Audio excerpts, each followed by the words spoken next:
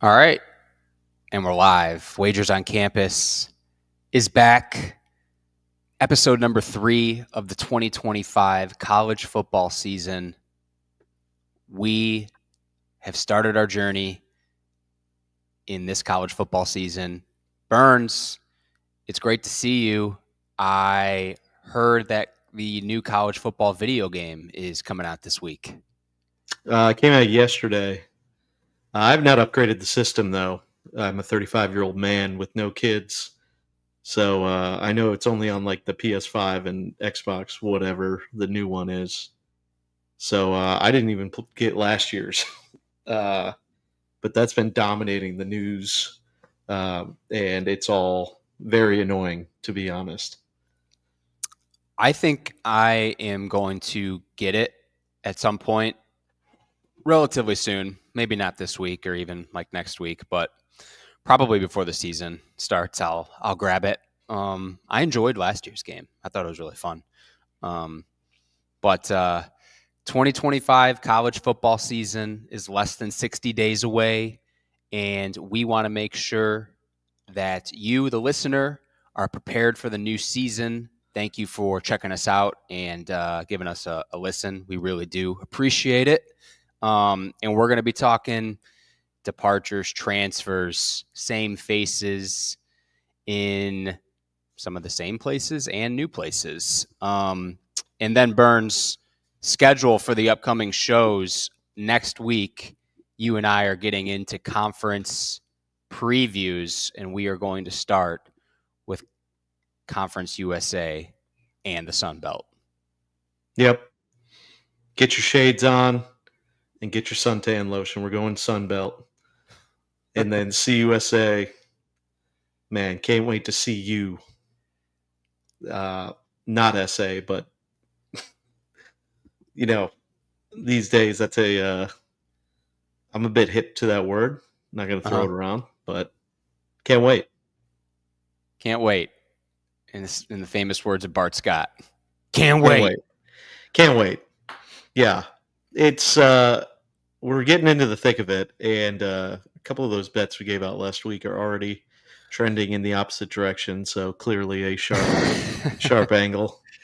But yeah, man, there's a lot of good players in these programs. A lot of the coaches that we're going to talk about today are in these lower conferences.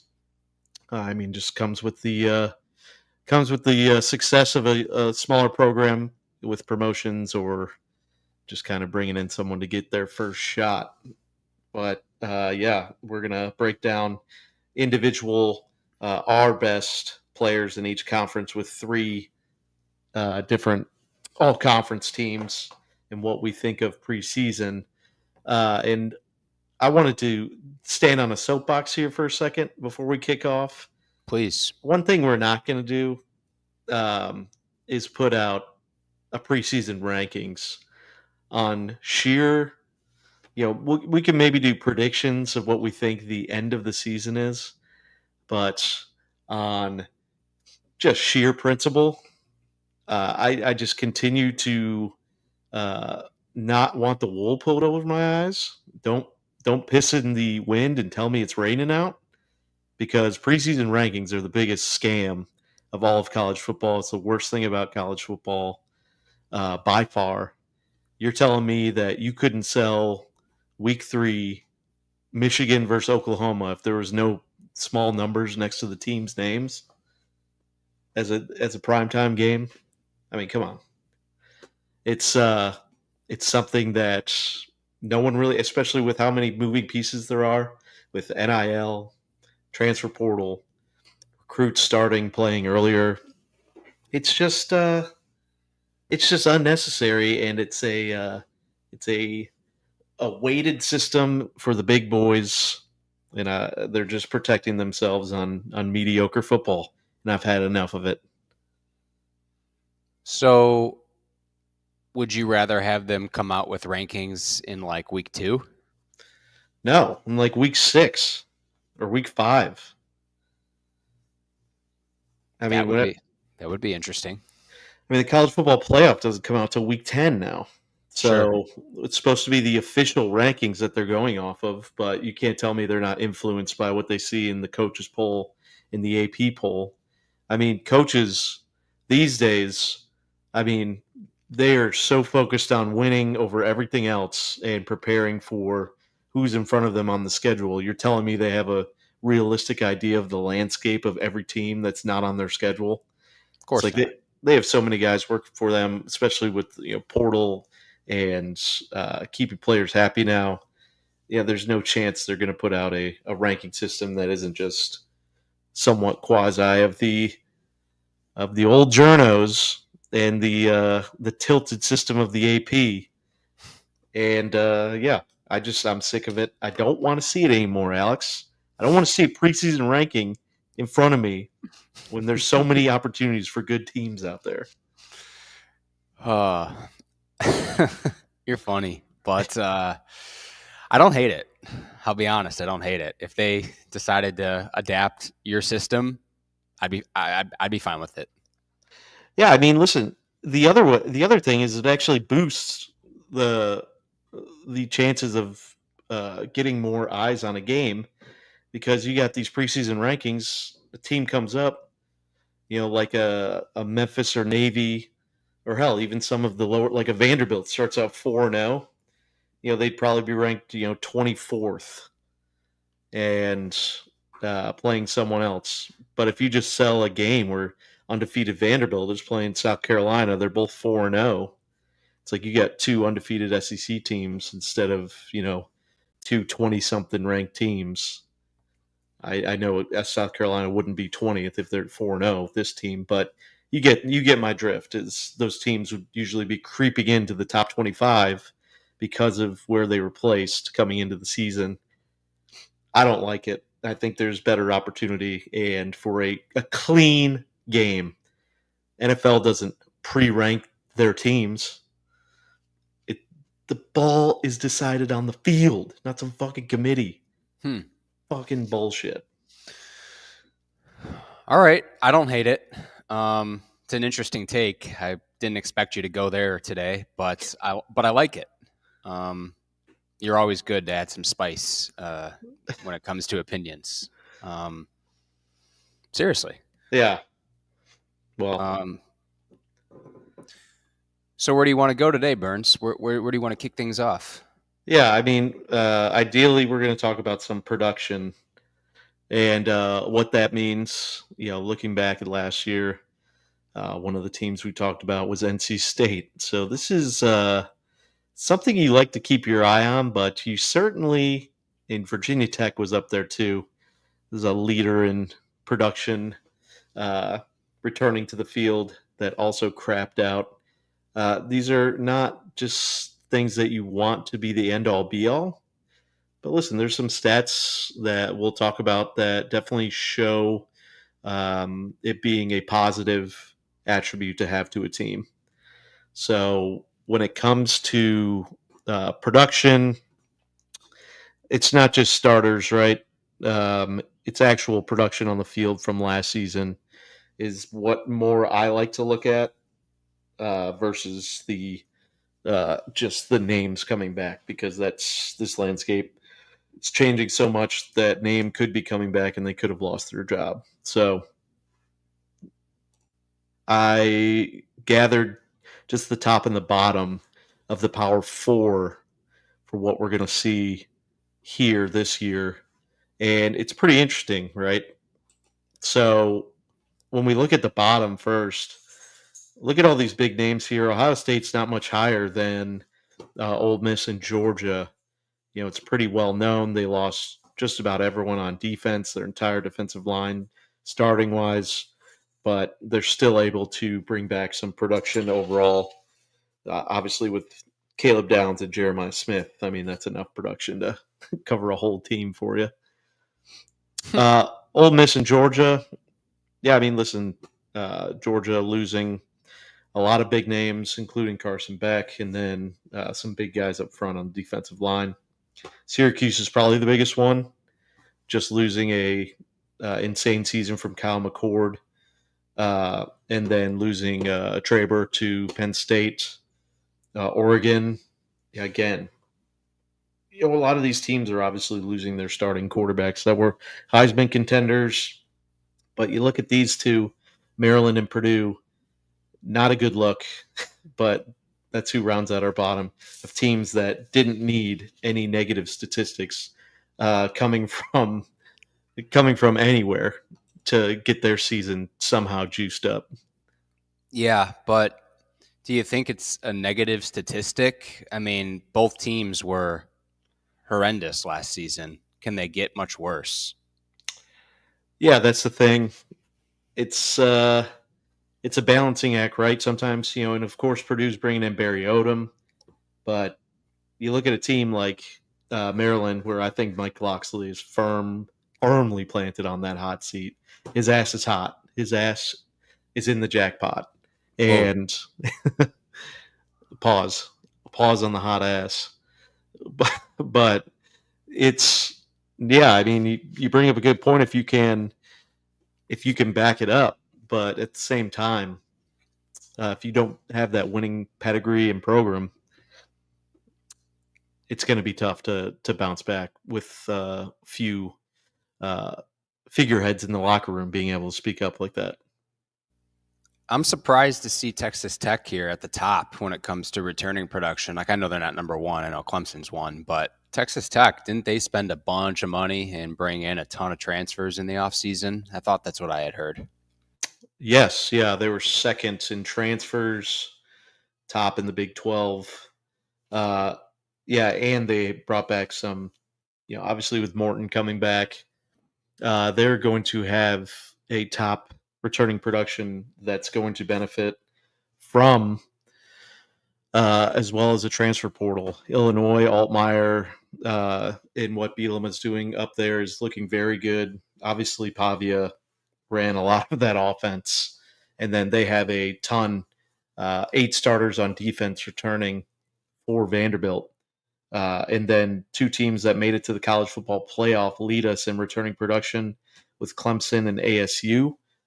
Their only problem is poorly. Clemson ranks high in recruiting, but 118th in transfers, obviously very famously against the transfer portal. And then Arizona State is just a team that didn't do as well in transfer portal or recruiting. So it's going to be interesting to see what that's going to look like because we look at these teams and what they respectively did when it came to recruiting and transfer. Recruiting's on the left and transfers on the right. I mean, Texas Tech was still a middling team in the recruiting overall, and same thing with like Vandy, bottom half, ASU middling, and then Clemson was below Maryland when it came to recruiting, and it's all about quality, not quantity. Hey, trust me, I believe that more than anything. Yeah. But these are things that are going to build up over time, and in college football, with how quickly everything changes, that time can move pretty fucking fast, bud. Yeah, I think you're right about that. And I think this year is a huge kind of ego driven, but also non ego driven, but still ego driven opportunity for Dabo to really tout to the world that his method and that his system works, given that they are number one in the country in returning production. And all we've heard for the last 2 years is Dabo wanting to keep the culture intact at Clemson and not use the portal. And this is the year, Burns, I think, with the quarterback and the conference and all of it. If Clemson ends up winning the title or something, we very well might see more college teams try to emulate what they're trying to do, in my opinion. Yeah, I mean, you look at Ohio. Ohio State is trying to do that. They did it last year, focusing more on their spend, staying in house versus this like game of musical chairs. I think overall it will win.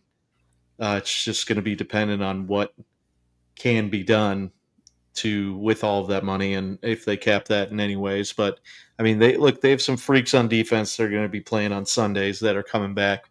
Peter Woods, talked about him a lot last year. TJ Parker, and they lost Phil Maffa, underwhelming season last year. And listen, when it comes down to it, returning starters. Let's see. What's the stat I had here? When we look at teams with 70% or more of returning, which is the teams on the left, of returning production, just over the past 3 seasons, those teams have improved 70% of the time. And they improved on average of a touchdown or more on the next season. Wow. Yeah. So, like I said, with 2 teams at the top already in the college football playoff last year, we already covered the Big 12 last week on how Vegas isn't very high on more than one Big 12 team making the playoff, let alone anyone being head and shoulders above each other. So seeing 2 of those teams in the top 5 returning is going to be interesting for where we look to bet when it's all said and done. I really like what Texas Tech has done.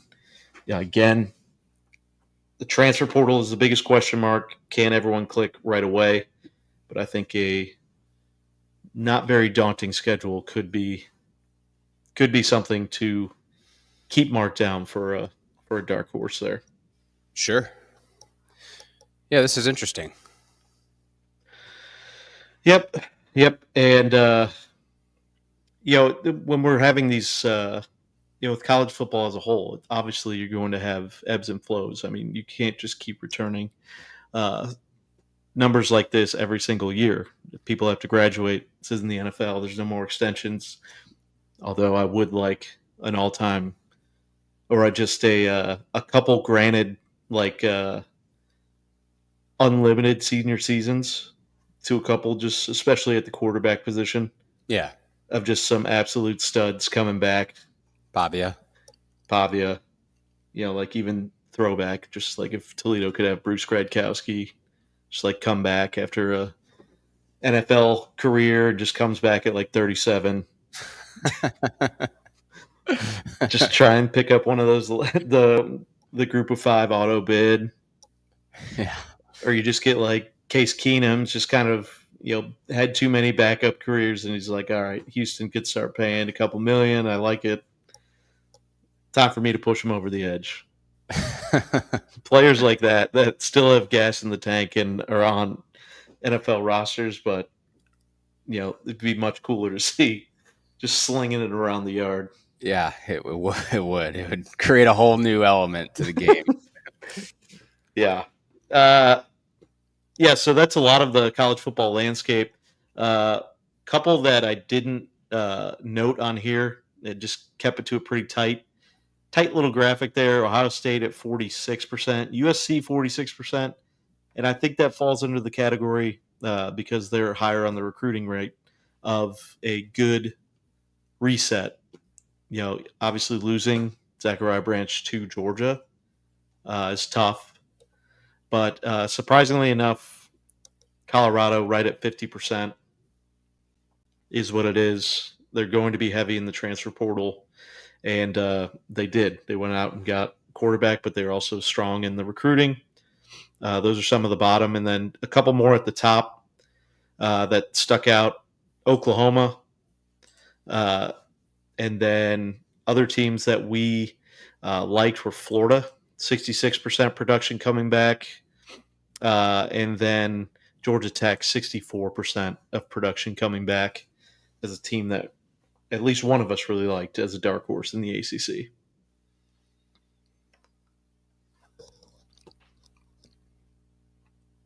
Yep. All right.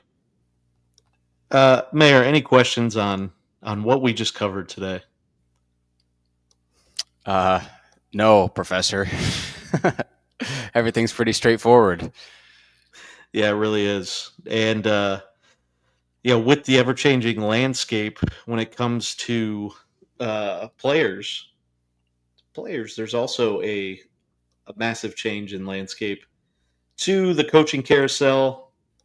And go ahead and take a look at a nice little Excel graphic I made for you.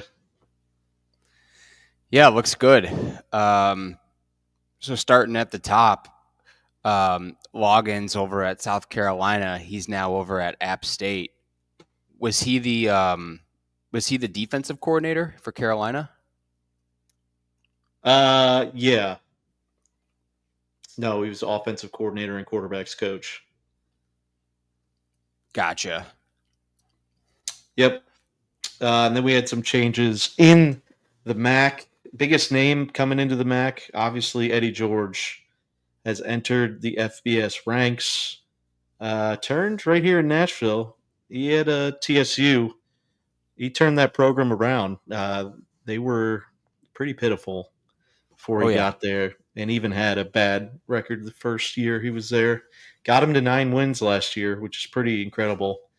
And they've got some pretty good tailgates down at the Titans Stadium, although that's subsided with the new stadium being built right in the parking lot. But yeah, Eddie is coming into Bowling Green, which feels like a traitorous move, but he's back in Ohio coaching, and he had no connection to Toledo, so it's not actually a traitorous move in any way. So that's going to be really interesting to see, because Scott Leffler obviously got pulled. That was Bowling Green's coach late to the Eagles with his connection to Sirianni. So had to jump on that. I mean, what an opportunity coming from the MAC. Yeah. But he had that Bowling Green team trending in the right direction. Not going to say too many good things about him, but that's going to be interesting to see if Eddie keeps that same offensive prowess, or if he's going to want to change it to more of a gritty, roughneck style and focus more on defense. Yeah, very excited to see Eddie George at a place like Bowling Green. Let me ask you this, Burns. What do you think of Frank Wright being the Stanford head coach with Andrew Luck captaining that ship? That's kind of crazy. Yeah, it's crazy. It's cool. It's funky. I don't think it's a long-term I don't think it's a long-term plan for Stanford in any ways possible. I mean, you got to think that they would want to give this job to Andrew Luck if he wants it, right? Yeah, I would think. I mean, just like what that could mean, but it feels like a program that has kind of slipped into. We've got endowments and everything covered. We don't necessarily need football to survive as a school. So you really need someone passionate about the game to be at the head coaching position that really not just riles up the team, because obviously there's been, David Shaw, not calling him out in any way, but fan base kind of lost some of that jump after Harbaugh left, turned them from a gutter dweller to an actual national contender. Yep. And another interesting one to me is Barry Odom going to Purdue from UNLV. That was a UNLV kind of came out of nowhere this last year or two to be pretty competitive, and now Odom is in the Big Ten. That's an interesting hire by Purdue. Yeah, sure. I mean, listen, UNLV has been steady. I mean, they should be good, right? They're a college in Las Vegas. Great temperature. They play indoors. I guess it's, maybe not everyone's parents wants their kids just like right a few minutes from the strip. Yeah. Going to college, but I mean, it's an easy draw. I mean, listen, Odom had success at Missouri when he was there. Uh, assistant head coach at Arkansas, went fine. Defensive coordinator there. But yeah, UNLV for just 2 seasons, and Purdue. There's only one way to go up at Purdue, and that's up. Can't get much worse than Purdue in the last few years. Yeah, Uh, true. I mean, it's coming up on 10 years now that they had that beat down upset of an Urban Meyer Ohio State team. But man, that's really all you can think about for anything promising in the most recent Purdue past. Yeah, So they've gotten really bad here lately, but even just a couple of years ago, they were at least respectable with the quarterback who's on the Raiders now, Aiden O'Connell, yeah, um, and George Karlaftis. Shout out Karlaftis. He was a beast at Purdue. I mean, you're not wrong. Dan Mullen from the booth at ESPN to UNLV. Are you kidding me? Yeah, listen, it couldn't get much worse at Florida for Dan Mullen. That was a completely failed experiment. And to be honest, I mean, wasn't even that good in the booth. Sorry, Dan. Or as I guess, an analyst in the studio. No Mark May and Lou Holtz going back and forth, that's for sure. Yeah. Um, but listen, I mean, he was really successful at Mississippi State. I mean, he carries a 42 games above 500 record. That's why he got brought into Florida, try and replicate that. And expectations get a little bit higher. It seems like a really good fit to get back into the groove of things because it's been 4 years now. Fired in the 2021 season. But yeah, 103-61 as a head coach. 7-3 in bowls. Guy gets his team up for bowls. But yeah, I think it's going to be positive. UNLV decided not to go to the Pac-12 and stays in the Mountain West. So if they want to dominate that conference for the years to come, they certainly will be able to. Yeah. How about Scott Frost coming back to the college football landscape? Did you hear his comments? I think it was today about the Nebraska job. Yeah. Yep.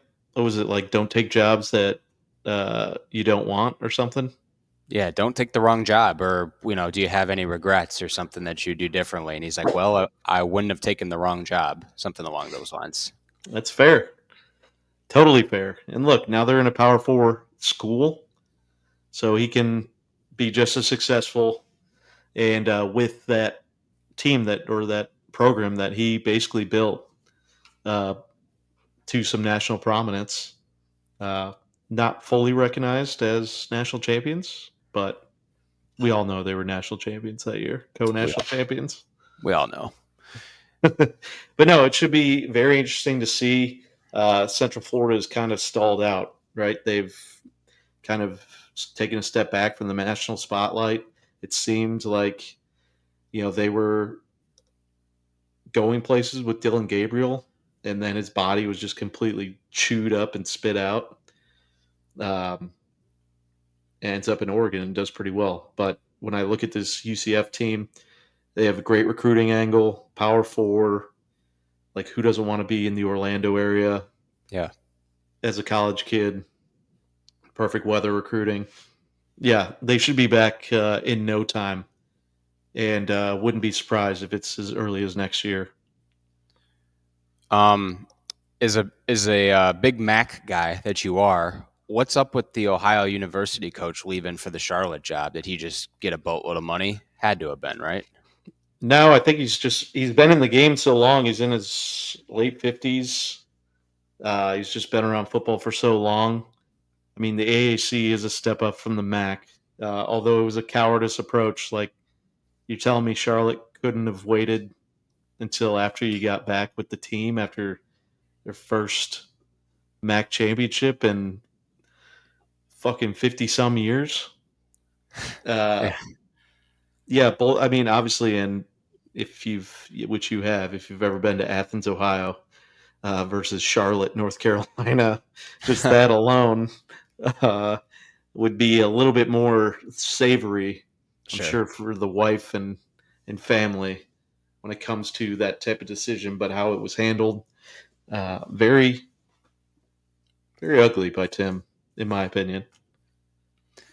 That's a fair point. Um, and you got Jimmy Rogers from South Dakota State going to Washington State. That's kind of cool. Yeah, sure is. Uh, yeah, I mean, they lost Dickert. He's over at Wake Forest. So needed to replace their coach. We'll see how it goes. I mean, Washington State is kind of in a stall pattern. This Pac-12 thing is uh, really kind of sunk this program for the time being. I mean, their recruiting class is tied with Toledo. When you're looking for some sort of, I guess, familiarity point on what they've been dealing with, and then obviously lose the face of the program with John Mateer going to Oklahoma. Cam Ward left. Didn't finish out at Washington State either. I mean, they've had some names come through, but they just haven't done anything with them, and that's kind of been crazy on there. And we'll see if he can steer that ship somewhere else. Yeah, for sure. That's a good point. They've had some unbelievable quarterbacks these last two guys. Rod, What do I you mean, he's a young man too. He's 38? only 38. What do you think of Rich Rodriguez returning to West Virginia? It'll be the same thing as Frost, yeah. So Rich Rod comes over from Jacksonville State, did really well in that program, built them from nothing, if we're being completely honest, to actually make them some contenders in that conference. So overall, his record 190, 129, and 2. And the boy has seen some years of coaching, right? And when he was at West Virginia, 60 and 26. I mean, if he gets Wow. if he gets Pat White Jr. to commit and Yeah, Noel Devine, Owen, all those juniors can commit. I wonder if they even have kids, because I'm seeing all these, not to go off script, but all these kids of NFL players committing to Notre Dame like it's some sort of fraternity. interesting. Yeah. Yeah, this is a good list that you put together, though. A lot of interesting changes. We didn't even talk about Belichick because everyone else has talked about him to pretty much exhaust that point. But yeah, this is a fun list. Yeah, I think I'm kind of back. I've gone completely back on Belichick after that dust up with that interview in Jordan.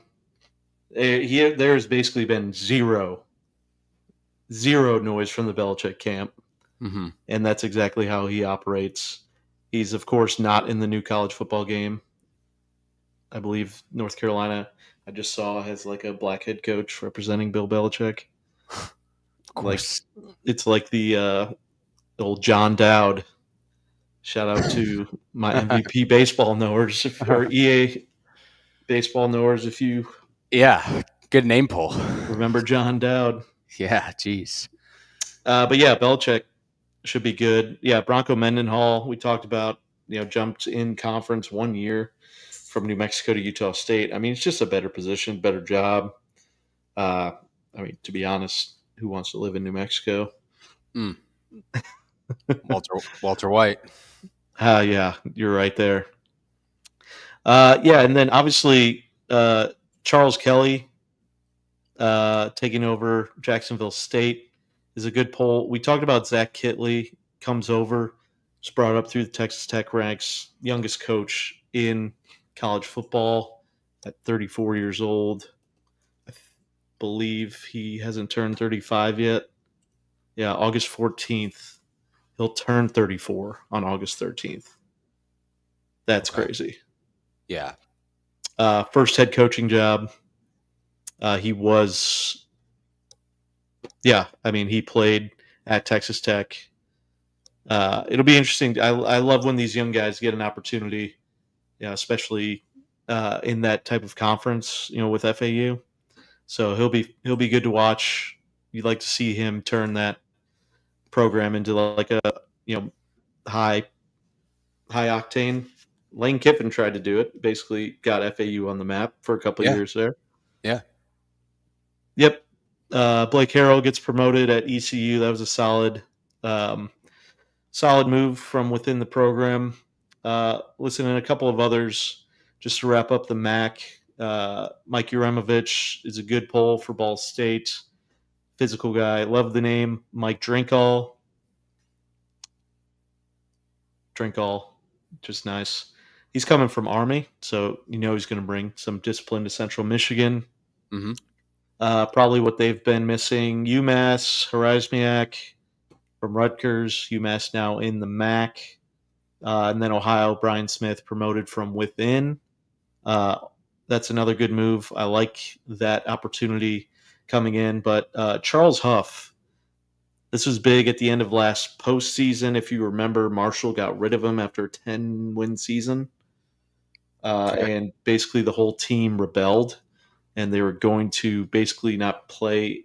They didn't know if they were going to have a team to field for the bowl game. And so Marshall has the least amount. They were dead last, 136 teams in returning production because of Charles Huff leaving. So that Marshall program that was taken over by Tony Gibson, coming over from NC State, is going to be interesting. I think one of the worst in the country. But don't be surprised if USM, already a feisty team, but with Charles Huff and what he's been able to pull in this offseason, don't be surprised if they don't make some noise down there. Yeah, it would be nice to see them come back to football relevancy a little bit, Southern Miss. Yep.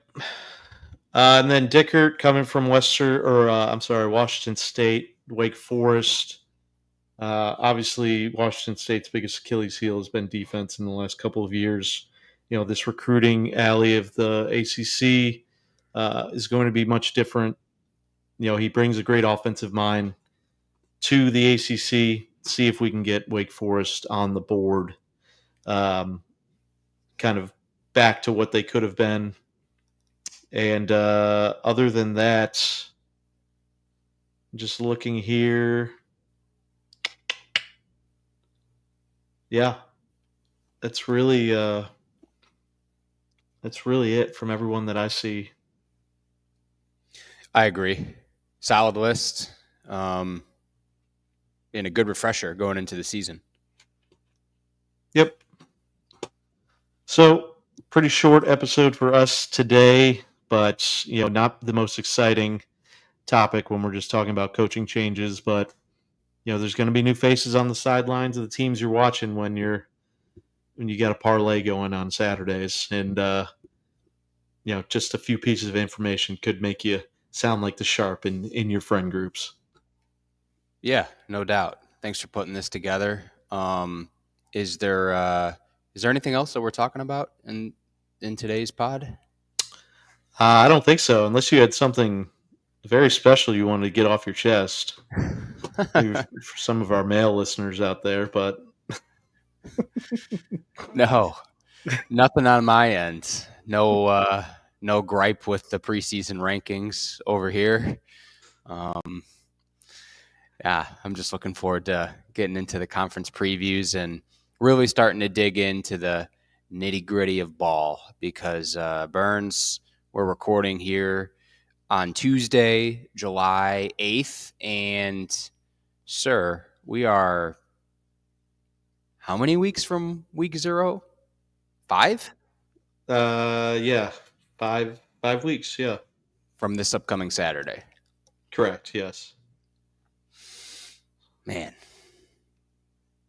Buckle up. Yeah, buckle up. Good stuff, brother. All right. That is awesome. I'll catch you on the flip side. We'll see you with CUSA and Sunbelt next Wednesday. Right back in the same place. All right. Bye. All right. Love you guys.